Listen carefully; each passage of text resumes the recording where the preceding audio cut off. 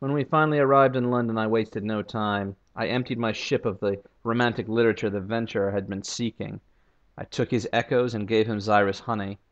He was an odd man seeking such things. There's no way to know what he wanted to use with it, but we made an agreement that I would begin trading with him. He was searching for something. When I finally brought the Deviless before the brass embassy, she was absolutely overjoyed.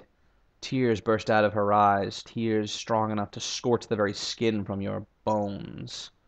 She gave me a blood-red ruby that came from the mouth of Palmerston's volcano. It was a treasure worthy of me, I think. I took it to my home, where little Noctis was waiting.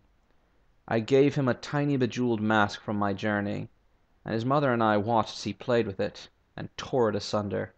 I would need to get the young man sturdier toys if he was to become a true heir to my legacy. I set out to sea not long after that. With what remained of the romantic literature, I managed to lure out the enemy of the sisterhood, the Presbyte adventuress. It was her time. The night before, I know that she took to bed with a brisk campaigner, two young ladies intertwined in the last dance of life. She visited me soon after. There was no time for passion. We wanted only to talk. A tear drenched down her cheek as I listened to her stories of the Elder Continent, of how each one became part of the nameless whole, and how each successor took on the rank and identity of their predecessor.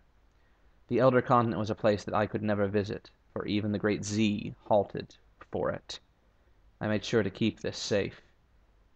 Someone would want to know. I watched her fight with sword and pistol against a great winged monster, and then the roof came crashing down from the neath to the ground. Beneath the corpse of the monster she lay dead. Her ancient 1,000-year-old life had ended. I was glad that I had seen her off, and I was saddened that I had lost a friend. Her story would live on within me now. I ventured myself. Forgive me.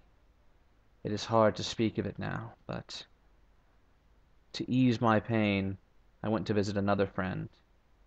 The acolyte at Station 3, though somber, she spoke to me of a twin she had, a sister who was prone to extravagance. It was very painful to hear her talk. I knew not what else to say. I only knew that I should comfort her as best I could. I returned to London quickly. Noctis was waiting for me at my door. I spent some time speaking to the young man, the little baby of life and death, and the friends that I had lost on my journey, of what we had all lost. He was young, but I felt that he would lose too in life. We all lose something, but I knew that my boy, Noctis, would be stronger for it. I took off not long after that. There were other things to do. I ventured into the coral of Port Cecil and helped set a chessboard for it. The time was coming where the end was soon. I traded with the Palmerston for the devil-bone dice that adventurer wanted. What he would do with such treasures I had no idea. I only wanted his echoes. I visited the Fathom King, though did not seek an audience. That grim reminder, that grim man. I had no desire to see whether my father was amongst his trophies. I traded some of the Schlintock of the coral for drowning pearls, which would be used as a bribe in the Connate.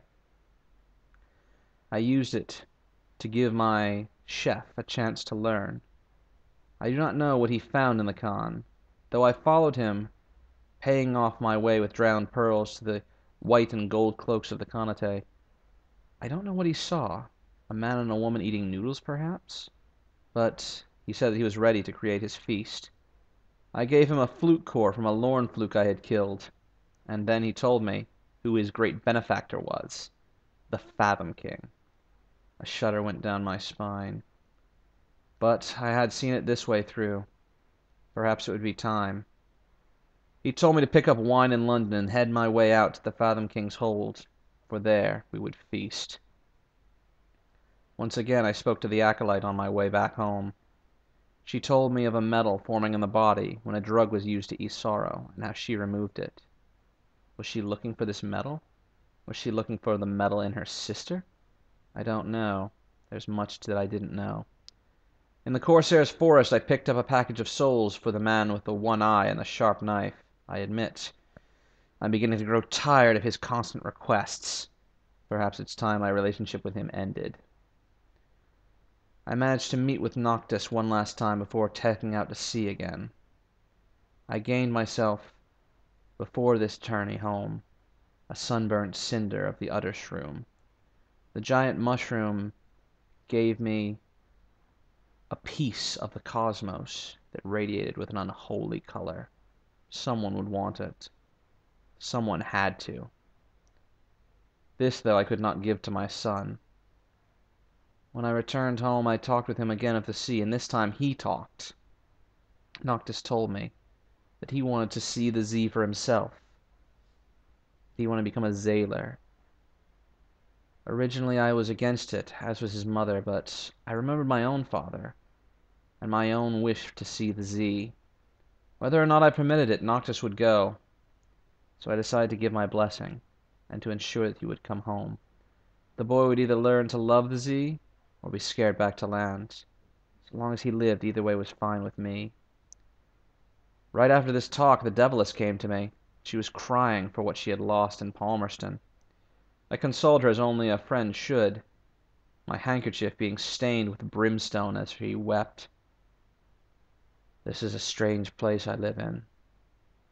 More than once on the Z I've almost died, from lack of supplies, from the great Z-beasts, from lack of fuel. I decided it was time to gain a true ship. London used the frigates to patrol its harbors, and they were nigh unstoppable, capable of even defeating dreadnoughts from the Iron Republic or from the Khanate. I purchased an unused frigate. I named it Tomorrow's Sword, for I was still hunting the dawn. I would use it to ensure I could conquer the Z.